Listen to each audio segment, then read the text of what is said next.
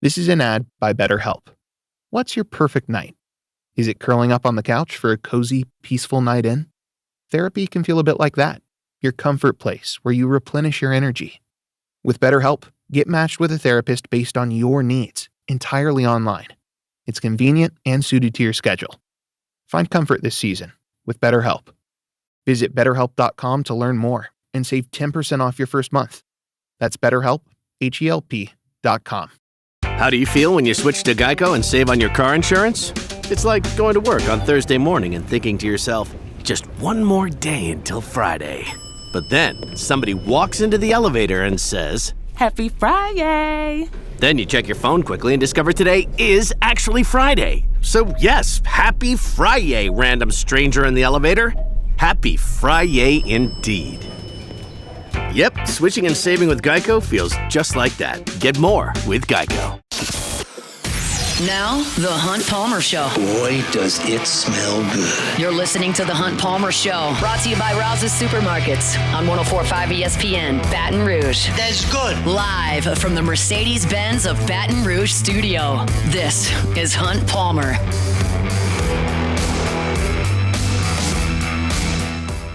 Well, it's almost Hunt Palmer. It's the Hunt Palmer Show, but Taylor Sharp sitting in for Hunt Palmer, who we just had on this very show. He will be back tomorrow to drive you into the weekend. I have sat here this entire commercial break thinking, how much seasoning could Hunt Palmer possibly put into a gumbo? And the conclusion that I've came to is little to not very much. Look, it's fine. Hunt's a simple man. He likes his food simple as well.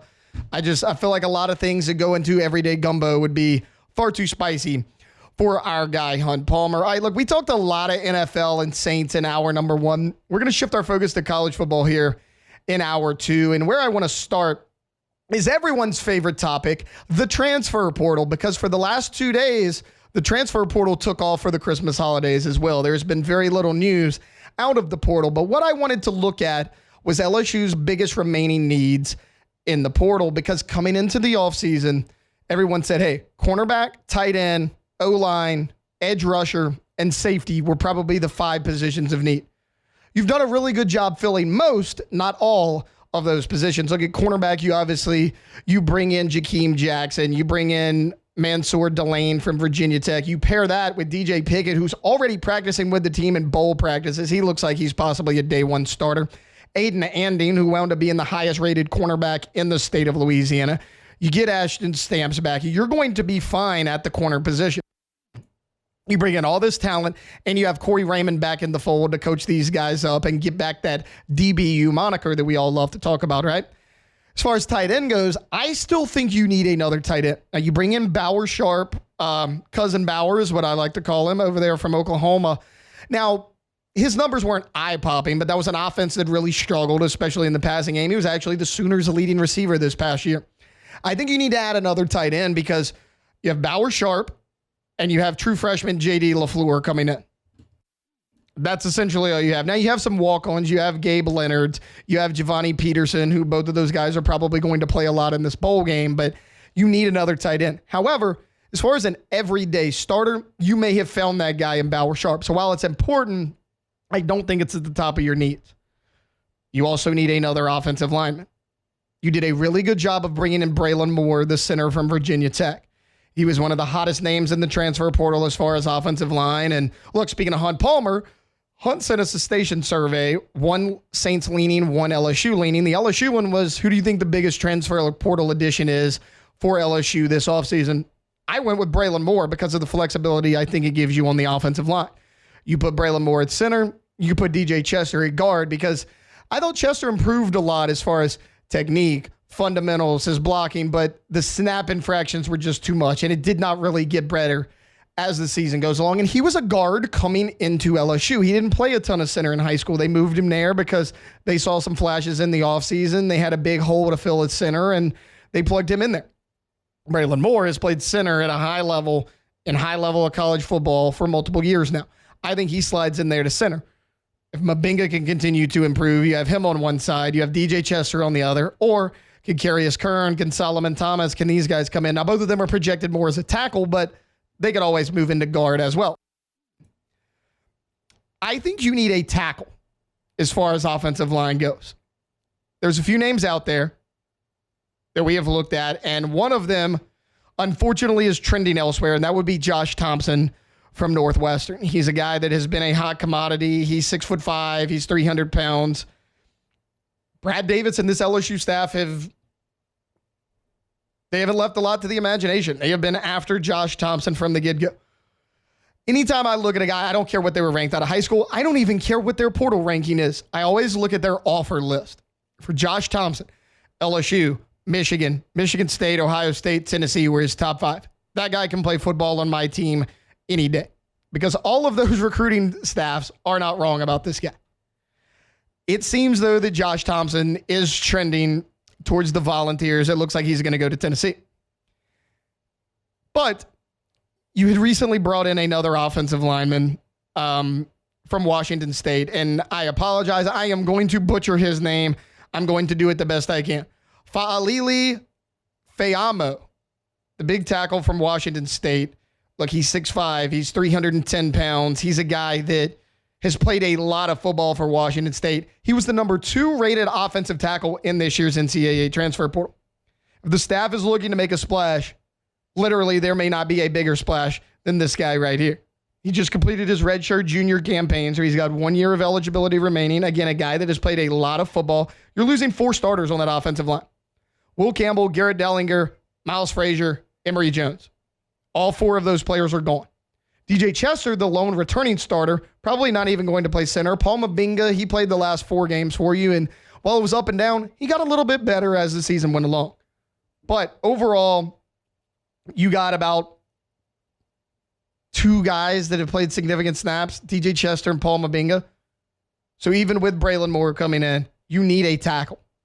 And I think they're going to go after Fayamu from Washington State. They've already brought him in for a visit. I think it's full court press on this guy, especially with Josh Thompson trending elsewhere. Now, a position they did a great job with was edge rusher. Because you were actually really good at edge rusher this year. I thought the combination of Bo Davis and Kevin Peoples did a really nice job of filling that spot because you had Braden Swinson and Savion Jones, who were your starters a year ago, but the jump that both of those guys made under Kevin Peoples was incredible. I mean, it seemed like big moment after big moment. Braden Swinson was going to come up with a sack, and Savion Jones, he was a guy that made some plays, but it was stuff that didn't show up on the stat sheet. That was flipped this year as well. He had an excellent season. Both of those guys are gone. So you have to fill 2 edge rushing positions, and you lose Deshaun Womack in the transfer portal. He's going to play at Oxford for Lane Kiffin. Gabriel Relaford was a true freshman on last year's team. He showed some flashes.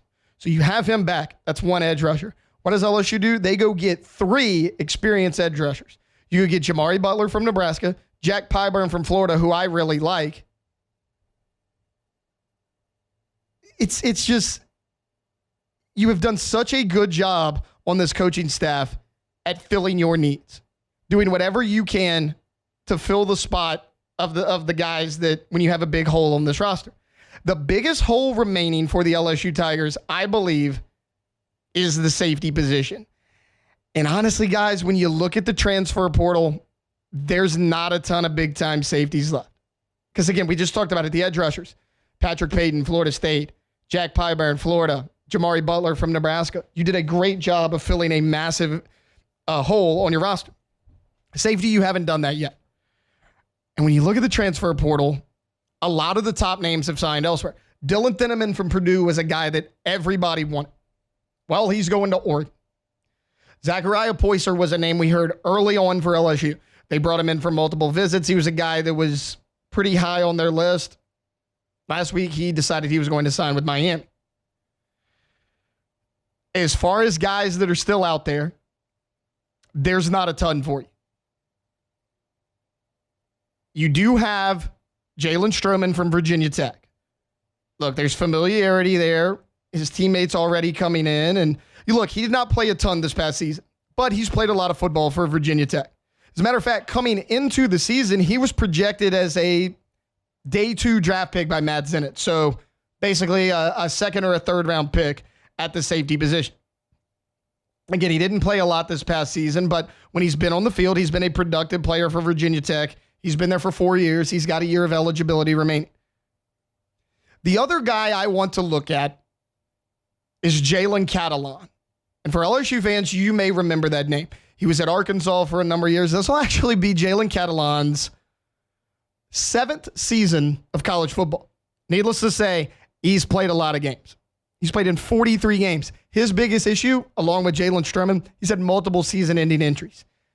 But when he's played, he's been excellent. His best season at Arkansas was 2020, the COVID year that did not count. He had 99 tackles, 3 interceptions, 2 tackles for a loss. The next season, he only played in 6 games at Arkansas because of injury.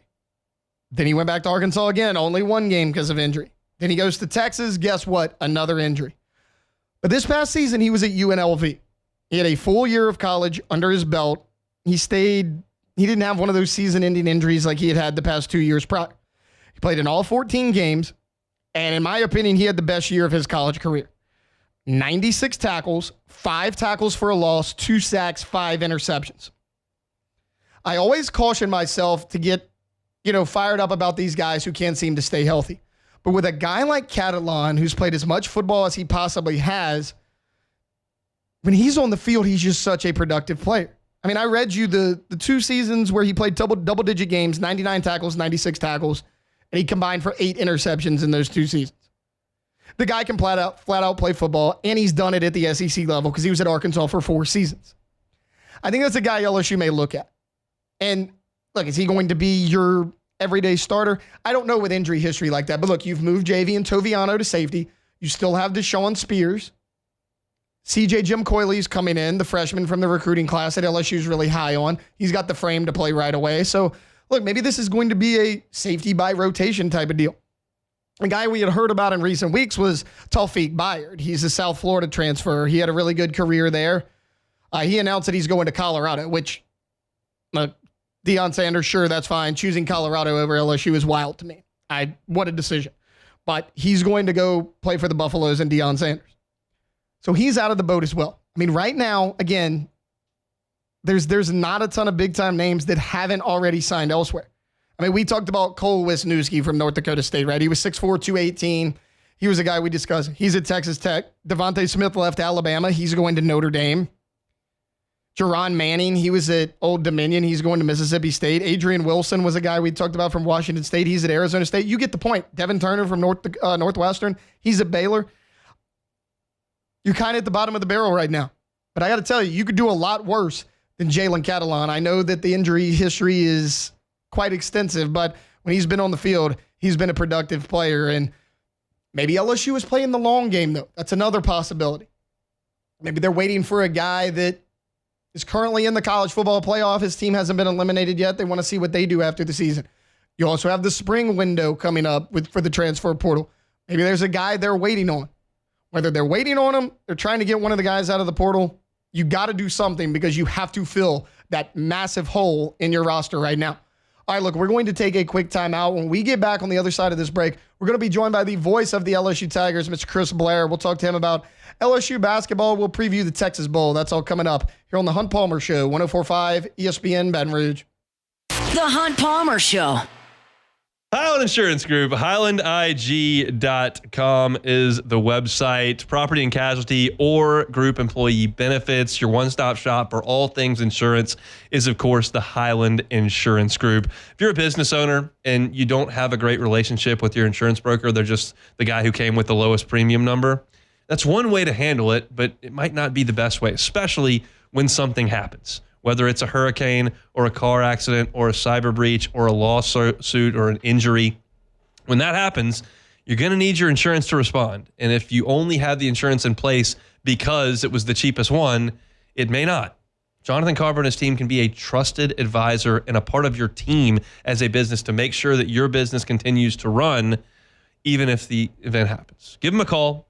Or check them out online, HighlandIG.com. They're right here in Baton Rouge, but they can help you out statewide. It's Jonathan Carver and his team at the Highland Insurance Group. They're online at HighlandIG.com. This is the Hunt Palmer Show, brought to you by Rouse's Supermarkets.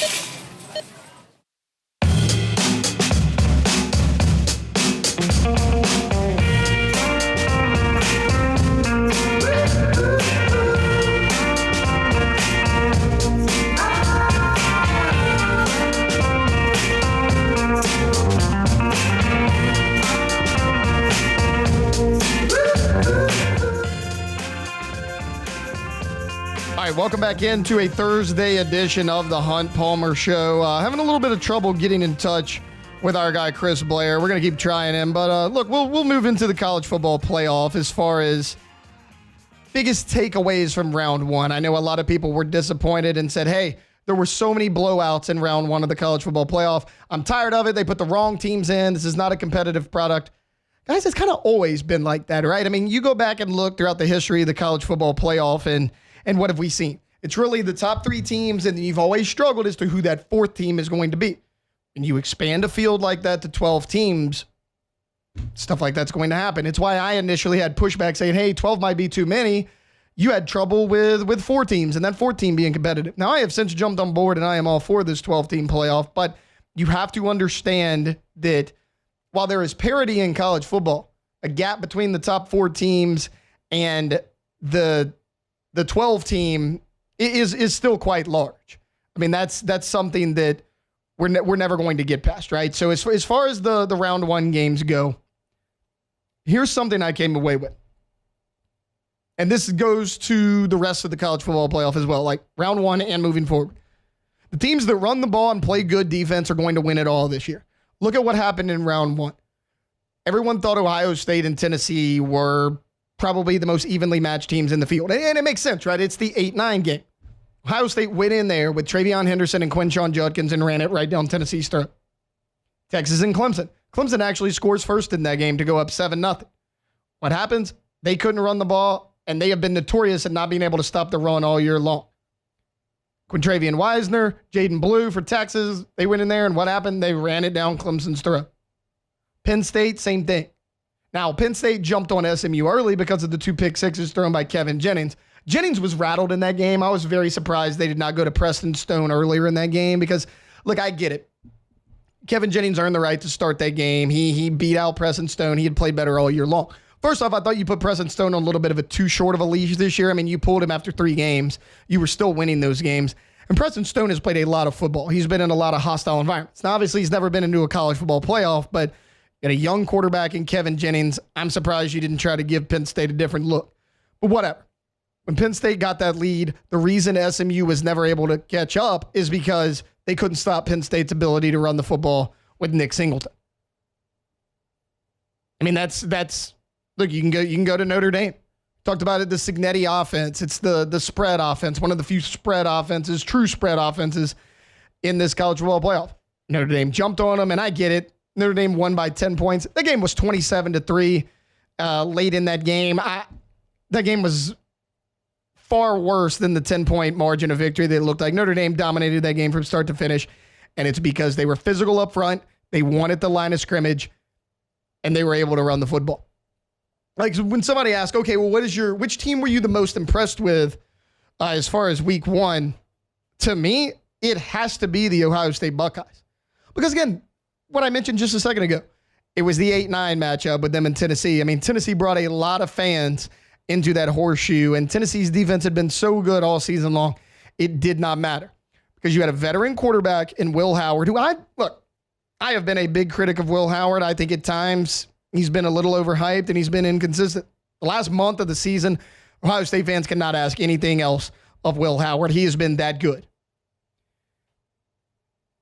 And their running game, Travion Henderson, Quinshon Judkins. And you also have a Jeremiah Smith, who might be the best offensive weapon left in the college football playoff. There's some good running backs. Ashton Genty's going to play. Cam Scattaboo is going to play. We talked about Wisner and Blue. Obviously, you have Henderson and Quinshon Judkins on that exact team. But as far as receivers go on the outside, there's nobody in this college football playoff field that can touch Jeremiah Smith right now. He's that good. He is a complete mismatch. That gives Ohio State the advantage every time they step foot on the field because they can control the line of scrimmage. They can run the ball at will. And when they can't, they have the best weapon in these college football playoffs. I came away super, super impressed with what I saw from Ohio State. And look, they got to go play Oregon. But this is a neutral site game. Oregon got that close victory against Ohio State, but it was at home. This is a neutral site game. Ohio State's playing really well right now. That game is going to be a dogfight. Beck, if I asked you right now, after round one of the college football playoff, which team is going to win the national championship, what would you say? I would probably say, well, it's including the team, not including the teams we didn't see play. Yeah, no, it could be teams with a bye for sure. Yeah. So if we're taking all the teams that are left right now, I'd probably go with. I think I'd go with Texas actually, which I wouldn't have said going into this thing, but they looked really impressive against Clemson, and they're going to have Arizona State in this next game in the Peach Bowl, which I think should be they're a 13.5-point favorite. I think that they should pretty easily win that game, and then they're going to have the winner of Oregon Ohio State, and I think they can beat either of those teams. I think that would be a good matchup. So I think they can. They had their road to the national championship is not too difficult. So I would actually go with Texas, I think. I don't hate that answer. Watching Texas, not just in the college football playoff and, the first round, really all season long. I like Quinn Ewers. I think I like Quinn Ewers probably more than a lot of people do. I can accept the fact, though, that he does struggle sometimes in these big moments. For me, Texas, it comes down to this simple. If Texas is able to run the ball against the opponents they're going to play here in the college football playoff, they can win the entire thing. No question about it. If Texas can't run the ball, a lot like Ohio State, that's why I said they have the advantage against everybody they play. Ohio State has a Jeremiah Smith on the outside. I mean, you look at Texas, Beck, Gunnar Helm is probably their best weapon at tight end. Quinn Ewers has been solid all year long. They haven't asked him to do a ton as far as go win these close games. And when they have, he really hasn't been able to do it. I mean, you have Matthew Golden. That's probably your best receiver, but he's kind of a deep threat for the most part. I mean, he does a little bit of under the middle stuff, but they lost when they lost Isaiah Bond. That really hurt them. Yeah, because Matthew Golden, he's not a guy that's going to go out there and be a matchup nightmare on the outside. He's not going to route you up or anything. He's a good player. He's not a one on this team. Isaiah Bond was that one, that big receiver on the outside. Golden's a great player. He's just not that guy. Look, I really like Ohio State in these playoffs, and it's hard for me to say because I've been a critic of Ryan Day at times, but you look at Ryan Day against teams that are not Michigan, coached by Jim Harbaugh, he's really, really good.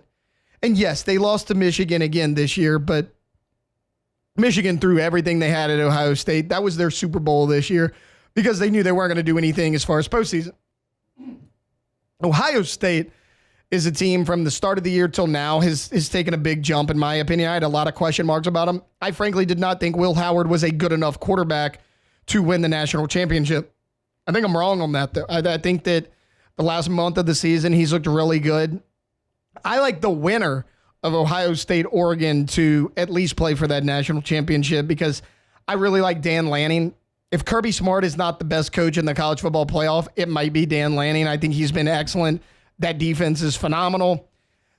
It's so crazy when you lose a talent like Bo Nix and Bucky Irving. Both of those guys are impactful NFL starters as rookies. And Troy Franklin was a finalist for the Biletnikoff Award a year ago. One of the four with Roma Dunze, Malik Neighbors, and Marvin Harrison Jr. He's no slouch either. You lose Troy Franklin. You lose Bo Nix. You lose Bucky Irving.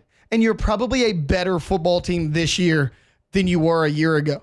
That's because Dan Lanning beefed up the defensive line. His defense is even better than it was a year ago. The offensive line did not take a step back.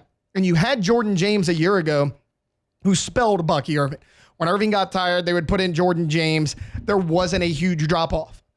And then not only did you get a quarterback out of the transfer portal in the offseason, you got the quarterback out of the transfer portal in the offseason. Dylan Gabriel was the biggest name on the board. You got him. He fits that offense perfectly. He's a lot like Bo Nix in terms of the passing game. Both guys can run a little bit. Both guys were finalists for the Heisman Trophy because of their abilities on the football field. Dan Lanning has this thing rolling in Oregon. The problem is, it's the age-old argument, right? It's so hard to beat a team twice, especially if you're Oregon. Like, this is why I think the college football playoff should be home field advantage throughout. I get it. There's so many traditionalists in college football among the elite saying, well, what about the Sugar Bowl and the Rose Bowl and the Orange Bowl? I don't care. Not really my problem. I mean, the Rose Bowl is not even that nice of a stadium. I get it. It is a historic stadium. It's been there for a long time. Things change a little bit. In case you guys haven't noticed, college football has gone through quite a few changes in recent years. I just think that it is going to be so hard for Oregon to take down Ohio State after they inched by them at home. Now a road game, or not a road game, a neutral site game in Los Angeles with the way Ohio State's playing. That first round game may have actually helped Ohio State because it wasn't like they were in a dogfight. I mean, the final score is what, 42-10? And they got their confidence. Ryan Day wins a big game. Will Howard steps up in big moments. These were the two big question marks we had for Ohio State coming into these playoffs. I just think that they might have the advantage over Oregon going into this game. Now, as far as the other games go, Notre Dame, Georgia. Notre Dame opened as a 1.5-point favorite. It's since been betted to Georgia as a 1.5-point favorite. I'm fine with that. That's going to be an absolute dogfight. That might be my favorite game of this second round. Either that or Ohio State, Oregon. Arizona State, Texas is an interesting one for me. Just because I really, really like Arizona State. When they kind of announced this playoff field, that was kind of the team I decided I wanted to pull for. Kenny Dillingham is a young, fiery coach. I think Sam Leavitt is a much better quarterback than people give him credit for. And Cam Skattebo, if Ashton Genty's not the best running back in college football, then it just might be Cam Skattebo. He's been phenomenal. He's physical. Everything he wants, everything you want in a college running back, Cam Skattebo is that guy for you. As far as Penn State, Boise State, I think Boise's going to struggle in this game, only because Penn State looks so good on the offensive and defensive lines. Now, if Genty can get hot early, you can get ahead in that game if you're Boise State. You can give them some problems because I don't know how many people out there can truly stop Ashton Genty. I know a lot of people are saying, oh, he's only played one Power 5 opponent. Yeah, it was Oregon, the number one team in the country. He ran for 200 yards and 3 touchdowns and averaged almost 7 yards per carry. His only performance against a Power 4 program was pretty damn good. I'm a believer in Ashton Genty. Boise State has to get ahead because if they don't, I don't know if I trust Maddox Madsen to make throw after throw to win this game, and they don't have a ton of receivers on the outside. They have a pretty good defense, but if they can get ahead and lean on Ashton Genty, they got a shot, but I think Penn State ultimately wins that game. All right, we are going to have Chris Blair when we come back from break, so we're going to take a timeout. We'll talk to the voice of Tigers on the other side of this. This is the Hunt Palmer Show. The Hunt Palmer Show. Audio Video Security Solutions, avssla.com is the website. Mitchell Fisher and his local team are fantastic to work with, and they do a number of things. I talk to you about security systems all the time. They handled ours. If you're looking to get a security system at your business or at your home that's complete with all the cameras, the apps, everything that's got you set up at the top of a button, they can do that for you. They can also help you out with your outdoor entertainment space. If this is the time of year where you love to get out back when it's a little bit cooler, light the fire, listen to some tunes, or watch TV in the outdoor area, Mitchell Fisher and his team at Audio Video Security Solutions can help you out with all of that. They can supply the television. They can supply all of the equipment. Their install at the Palmer House was just painless and easy, and the customer service afterward has been great. They can do simple things like I talked about mounting the television. They can also do complex things as well. So give them a call or just check them out online, avssla.com. It's Audio Video Security Solutions.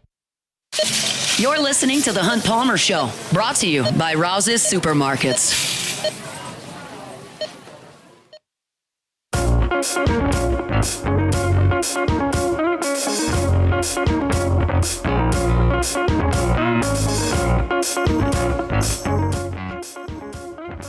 Welcome back into a Thursday edition of the Hunt Palmer Show. Taylor Sharp sitting in the big boy chair here for Hunt Palmer as he takes a much-needed vacation. And right now we're going to be joined by the man himself, the voice of your LSU Fighting Tigers, Chris Blair. Chris, how are you today? I'm great, Taylor. I'm certainly glad Hunt got a couple of well-deserved days off. I tell you, I was fretting the entire holiday, hoping that he wouldn't have to work. Well, look, you can sleep much better tonight knowing that Hunt got a day off, and I'm here stuck doing 3 shows today. So sometimes it happens. Chris, was Santa good to you? Yeah, absolutely. I hope he was to everybody out there, and you, of course. Absolutely. Chris, let's dive right into it. I want to talk a little LSU basketball right now. Look, the team's 10-2 overall, and right now, if I asked you, what is the identity of this Matt McMahon basketball team, what would your answer be? Defense. And, again, they're not perfect defensively. It's been just great to watch. You look back at their games where they trailed and eventually won, games where they got behind and weren't able to come back. You can't really knock the defense. There's been segments. I mean, every team's going to go through that. But I just think if you've watched LSU basketball over the last so many years, it's always been like, we've got a couple of scores. We're losing games, 82 to 79, and you're just looking for defense. So for me, the ability of this team to want to play defense, number one, Taylor, and number two, it doesn't seem to impact the offense. Doesn't rather impact the defense, which again, we all came up shooting hoops, and when you go practice in the backyard, you're not practicing defense. You're practicing shooting, practicing scoring. Some people I've heard even lowered the goal to try to dunk, I'm told. But at the end of the day, you got to want to play defense. And that philosophy that I think the coach and the coaching staff have instilled doesn't seem to affect their offense. So even when shots aren't going down, it's not as if they start putting their, what on their shoulder, and, the body language is bad. I mean, they just kind of realize, and I hear it, I talk to them all the time, and they say, having a couple of big defensive plays, a couple of forced turnovers kind of gets a team going in the same way that a massive dunk or a deep transition three does. And I like the fact that this team seems to buy into that philosophy. Speaking of getting the team going, Chris, there are three guys that I want to highlight because I think they've done a phenomenal job this year. And obviously when you lose a guy like Jalen Reed, it's never a good thing, but everybody kind of asks the same question. Can LSU maybe piece together a few guys to fill that role? And Damian Collins and Corey Chest have done an excellent job. What have you seen from those guys? Yeah, I mean, that to me was the biggest question mark when Jalen went down because, to Jalen's credit, that's been much documented. I mean, he kind of worked himself into a position you could always count on 8 to 10 points and 7 to 10 rebounds, if not more. And that started to be the consistent nature of Jalen's play, and then he goes down. Then you got to look and go, all right, who's going to be able to step in and handle that? Well, I don't know that it was fair to think that Corey on his own, Damian on his own, or Derek Fountain on his own, or even the freshman, as you mentioned, Robert Miller, could fill that void night after night. But what you're hoping for is what we've really seen over the last couple of games since Jalen went down, and that has been one or two of those guys providing maybe extra offense and 2 or 3 guys adding some extra on the glass. And the fact that the backcourt for LSU is starting to really rack up some rebounds, suddenly, again, you would love to have Jalen Reed back, but I think you've been able, to sustain and be able to fill and complement to get that points and then some, along with the same rebounding. And, to me, that was the biggest question mark when you lose a guy like Reed. And that's something they're going to have to continually improve on. The 6 points and 6 rebounds for Damian Collins tonight may not be good enough, against Vandy, certainly against Auburn, against Arkansas, the list goes on and on. So you kind of, each of those guys that is filling in, Taylor, has to also continually upgrade their points and rebounds. Chris, if folks don't know about a freshman by the name of Victorious Miller, tell us what you've seen from him because he has been phenomenal so far. Well, I mentioned it to Hunt a couple of weeks ago. What's impressed me the most is just his level of confidence, and not in a like. I mean, you see a lot of young talented players in all sports come in and have confidence. It's his maturity that goes along with that confidence. For example, when I talked to him about a shot he made or a nice sequence where he got the team, going, he'll talk about how, he's got to get focused on defense because he knows Coach McMahon has told him, if you continue to play defense, you're going to get those minutes to score your points. So he's already kind of ingrained that into his brain. And to me, that shows the maturity to go along with the fact that he is pretty sure, Taylor, that if he plays defense and gets some minutes on the floor, he's going to score. So when you combine those two things together, I think that's what it's impressed me the most. And he's one of those guys that has a true mid-range jumper, and you don't see a lot of that in today's college basketball. So I think Tiger fans, the more he plays, the longer he's here, when he rises up with a 13 to 17-foot jump shot, I think Tiger fans are going to start to expect it's going to go in. Chris, LSU is going to start their SEC play coming up pretty shortly, and by all accounts, SEC by far looks like the best conference in college basketball this year. If LSU has a good run in SEC play, what sparks that? What would be the key to success? I think it's going to be defense. And again, I hate to harp on that, but you haven't seen a lot of these SEC teams stumble. Goodness knows. I mean, their win-loss record in the non-conference is laughable. And to be honest with you, I have followed SEC basketball since literally I was born, since the first time I knew what a sport was. growing up in Eastern Kentucky. So, to me, the SEC was always a top-heavy conference with, the top of the conference from year to year is going to be, the team that certainly can go all the way and cut down the nets. And now I think that lineup for the SEC has just gotten deeper. It's not really top-heavy, and it's not as if the bottom of the league, the way it used to be, you knew you had a win. Those days are gone from top to bottom. I think LSU, again, they can't go into games. I think in years past, Taylor, in SEC play, when you took on that elite SEC team, the thought was, okay, how do we muddy up this game? How do we slow it down? And to me, that's not really what's going to win games in the league for LSU. That's not who they are. They want to run fast. So to be able to run fast and win in these games, you've got to play some defense. You've got to win the field goal stat. You got to run your opponent off the 3-point line. Kentucky is one of the most talented teams I've seen. They're playing with a lot of emotion because of the return home of Coach Pope and all that's going along with it. But they're a team that lives and dies, much like his mentor Rick Pitino's teams did in Lexington by the 3-point line. So again, Kentucky's going to be a tough team to play. Auburn's going to be incredible. Alabama, Arkansas. There's no easy ones. Texas, you name it. But I think LSU's got to do what they do offensively, which is they want to run. But to do that, you got to play good defense, and you got to run teams off the 3-point line. Chris Blair, voice of your LSU Tigers, is joining us right now. Chris, before I get you out of here, I want to get a quick thought on the Texas Bowl. Obviously, LSU is going to take on Baylor here on New Year's Eve. And unlike the last time you had to call a Texas Bowl game, Jontre Kirkland will not be taking snaps at quarterback, but the Tigers are a little short-handed. What do you want to see from them against Baylor? Well, kudos to Jontre on that touchdown pass at the end of the game. But nonetheless, I think I mentioned it to Hunt 2 weeks ago. The fact that Baylor has played, won 6 straight. Middle part of the year, there was some questions that maybe Dave Aranda was not the guy and the perfect fit there long term for Baylor. And I don't suggest, and I haven't been told that he's playing for his job or anything to that effect. But it's a huge game for Baylor because they'd love to finish the season with 7 straight wins. That certainly springboards you into the offseason, certainly has your fan base and your boosters feeling really good about where the program's headed, and you forget a lot about what you were complaining about mid-part of the season. So for that reason, I think Dave Aranda, with all the players that he's got that have committed to play in the bowl game, I think those guys want to go over and win this game. And I don't think it's all that too different for LSU. Obviously, the roster is going to look different. Guys have opted out to get ready for the draft. Guys have opted out to jump into the portal. But I think for the guys who have said to Coach Kelly, we're going to suit up, we're going to go to Houston, and we're going to win this game, a la Whit Weeks, who I know a lot of people heard in the media last week. Whit wants to go over and play, and he wants to win. So I think the guys that have committed to go are looking at this as an extension of next season. So for that reason, I think both of these teams have plenty of motivation. And I know that a lot of people aren't super excited about bowl games outside of the college football playoff.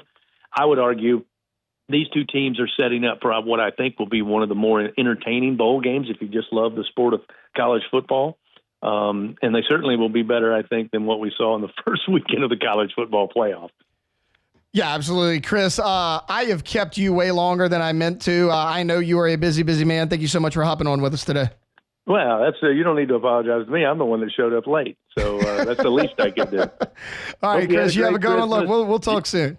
You got it, man. Happy New Year to Tiger fans. That's it. Happy New Year. That was Chris Blair right there, the voice of the Tigers, and guy who I produced the games for LSU basketball and baseball. I'm sure I'll be talking to Chris this weekend. All right, look, we're going to take a timeout. When we get back, we're going to close out this show like we do every single day with Take It or Leave It. The Hunt Palmer Show. Genesis of Baton Rouge, genesisofbatonrouge.com. They're the only fully exclusive Genesis dealer in the state of Louisiana, and they're right here in Baton Rouge. I told y'all earlier this week, we were driving, my wife goes, oh, that's that car I really like. It's a Genesis. And she had no idea that I even do this. I was like, yeah, they're really nice. They're really, really nice. And you should know it too. You don't see a ton of Genesis on the road because it's fairly new to our city here. They've only been at that location for a year and a half, but go check it out. It's a luxury luxury vehicle. It's a luxury experience to be a Genesis driver. That means 3 years of complimentary maintenance, a 10-year, 100,000-mile warranty. It's a luxury experience at a reasonable price over at Genesis of Baton Rouge. Every single car that's on the lot at Genesis of Baton Rouge is online at genesisofbatonrouge.com. And all of them, every single model, from the entry level to the highest end, come with the same safety features. Safety is a priority for Genesis. Go check them out. Genesis of Baton Rouge. They're online at genesisofbatonrouge.com. That's Genesis of Baton Rouge. This is the Hunt Palmer Show, brought to you by Rouse's Supermarkets.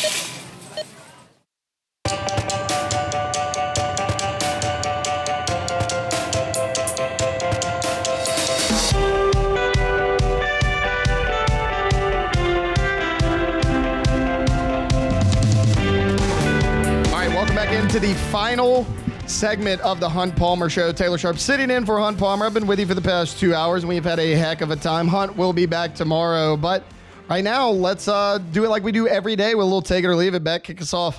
Take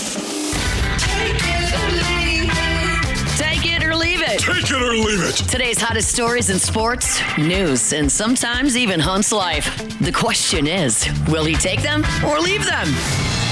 Haven't done this since the intro. Yes. I like it.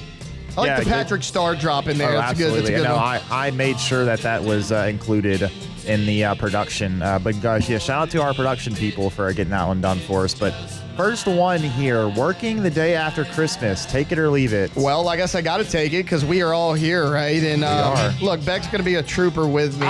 For those of you who don't know, I did OTB This Morning video, hosting Hunt Show, video for AFR. Beck is now producing AFR as well, so he's done 3 shows right along with me. So shout out to him. Cassie is here as well. Shout out to her for showing up the day after. Yeah, guys, they fooled us, and everybody took off during the week of Christmas, and nobody told us that was the popular thing to do. So I guess it's kind of on us, but yeah, I mean, I got to take it. We're here, right? Yeah, I wonder, though, now. So now I'm wondering, like, what if everybody just would have taken off? Like, what would happen, you know? Somebody would have had to do it. Are we just going to have to call in some scab workers or something? No, like, no. Me and Musso were talking Monday, and he was like, right now we don't have an audio producer for AFR for Tuesday or for Thursday. And I'm like, what if we just didn't do it? You know, like what would happen? What if we just didn't do it? Yeah, it's a good question. But, well, we're here. We don't have to know the answer to that, though, because we will be doing it in about 5 minutes. All right, next one here. Pete Carroll back to the NFL, apparently, with some rumors swirling around. Take it or leave it? I'm going to leave it, mainly because the rumors have been connecting him and his interest to the Chicago Bears. I don't think that's a good fit. You're going to need a young, offensive-minded guy to relate to Caleb Williams and try to develop him as much as possible. No offense to Pete Carroll. He's 73 years old. You're going to need somebody who's going to be there for a long time to give Caleb some stability. I just don't like the fit, so I'm going to leave it. Yeah, I don't know if the fit is great, but I wouldn't be shocked by it because I think the Bears would like to latch on to a guy like Pete Carroll who's proven to be a winner in the NFL. So it may not be a great fit, but I wouldn't be surprised if it does actually happen. Next one here, Christmas dinner over Thanksgiving dinner. Take it or leave it. Okay, so this is going to be controversial. Cassie over here says no.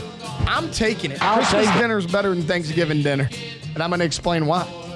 We pretty much have the same thing for Christmas dinner and Thanksgiving dinner. We do mostly. Not a whole lot of difference, but like last night for our Christmas dinner, sitting there with the fam, we're sitting there, we're exchanging gifts, we're all opening presents while we're sitting there eating the turkey, eating the sweet potato, eating the dressing like we do at Thanksgiving. It's Thanksgiving dinner with a Christmas gift exchange. Therefore, Christmas dinner is superior. I'm taking it.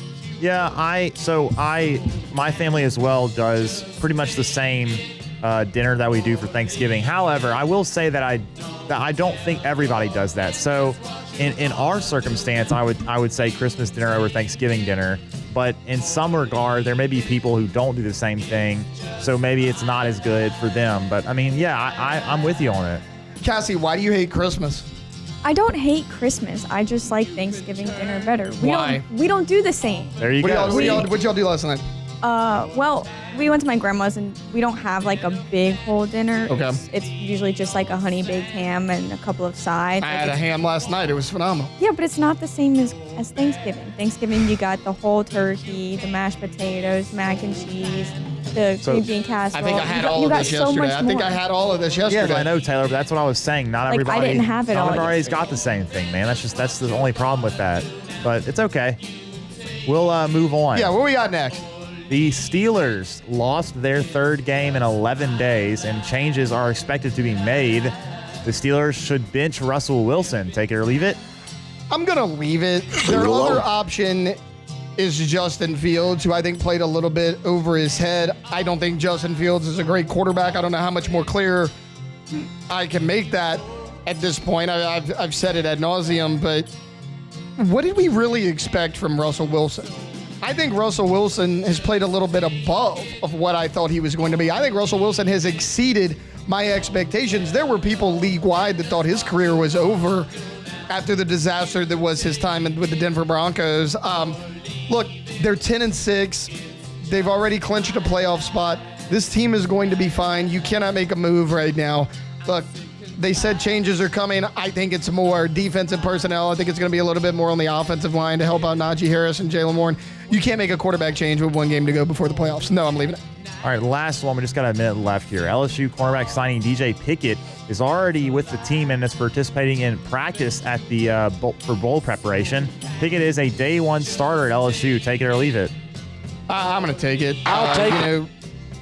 Every so often you see a guy and you're like, that guy's just different. And I get it. It was footage of practice. But DJ Pickett is 6'3", 6'4". I mean, by the time ball rolls around, he'd probably be 205, 210 out there at the cornerback spot. He seems like he's going to just shut down one side of the field. I mean, that position is very much up for grabs with Zy Alexander leaving, CB1, the top corner on the team. That spot is available. I really like Ashton Stamps. He's a guy who I've been in his corner since he stepped foot on campus. But DJ Pickett is just a different animal. I'm taking it. I think Pickett's going to win that job. All right, look, that's going to do it for a Thursday edition of the Hunt Palmer Show. Me and Beck, we're over there for 3 more hours. Musso right here in the host chair for AFR. That's coming up next here on 104.5 ESPN. The Hunt Palmer Show. I love telling you about my friends over at Boudreaux's Electric. Neil and Melissa have been running Boudreaux's Electric for 40 years. Now their son Justin has jumped in. He's helping them out as well as the sales manager. I tell you a lot of things about Boudreaux's Electrical. I tell you about the fact that they have full-time employees that do all of their installations and their maintenance. I tell you about the warranties that they have that come with their Generac generators. What I never tell you about Boudreaux's Electrical is that you can pay for some sort of VIP deal because all of their customers get VIP treatment. They're so prompt with their service. They're able to monitor your generator remotely. So if there is an issue, they can send a technician out to deal with it. And you don't have to pay extra for that service. That's not the way they've done business for 4 decades down here in South Louisiana. Give them a call, 985-397-1562. Neil and Melissa Boudreaux have been running this show for 40 years. Give yourself the peace of mind of knowing that you can have that Generac generator before storm season puts you without power. Don't think about it when it's already happened. Think about it right now. Visit them at boudreauxelectrical.com. Lowe's knows how to help you save time and money, no matter the job.